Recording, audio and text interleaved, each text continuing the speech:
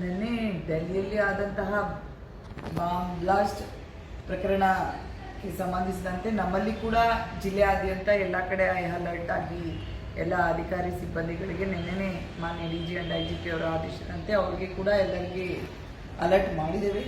ನಿನ್ನೆಯಿಂದನೇ ನಾವು ಎಲ್ಲ ಕ್ರೌಡೆಡ್ ಪ್ಲೇಸಸಲ್ಲಿ ರೈಲ್ವೆ ಸ್ಟೇಷನ್, ಬಸ್ ಸ್ಟ್ಯಾಂಡ್, ಎಲ್ಲಿ ಜಾಸ್ತಿ ಜನ ಇರ್ತಾರೆ ಅಲ್ಲೆಲ್ಲ AC ಆ್ಯಂಟಿ ಸಬೋಟೇಜ್ ಚೆಕ್ಕಿಂಗ್ ಕೂಡ ಆಗಿದೆ. ಜಿಲ್ಲಾದ್ಯಂತ ಎಲ್ಲ ಕಡೆ ಚೆಕ್ ಪೋಸ್ಟ್ಗಳನ್ನು ಕೂಡ 18 ಚೆಕ್ ಪೋಸ್ಟ್ಗಳನ್ನ ಹಾಕಿದ್ದೀವಿ. ನೆನ್ನೆ ಎಲ್ಲ ಕಡೆ ಲಾಡ್ಜಸ್ಸು, ರೆಸ್ಟೋರೆಂಟ್ಸು, ಎನಿ ಸಸ್ಪೆಕ್ಟ್ಸು ಬೇರೆ ಥರದಕ್ಕೆ ಕೂಡ ನಾವು ಚೆಕ್ ಮಾಡಿದ್ದೀವಿ.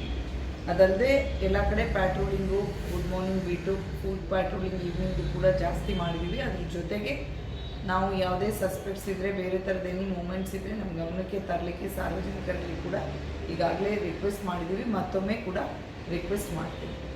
ನಮ್ಮ ಮೆಟಲ್ ಡಿಟೆಕ್ಟರ್ನು ಸರಿಯಾಗಿ ವರ್ಕ್ ಮಾಡಿಸ್ತಾ ಇಲ್ಲ.